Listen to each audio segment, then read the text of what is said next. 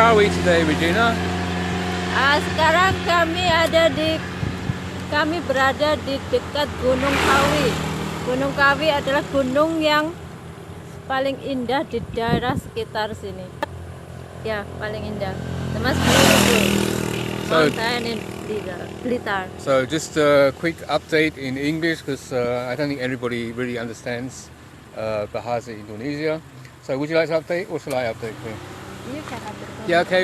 We're here at Gunung Kawi, which is a mountain, an ex-volcano. It's now dead, excuse me.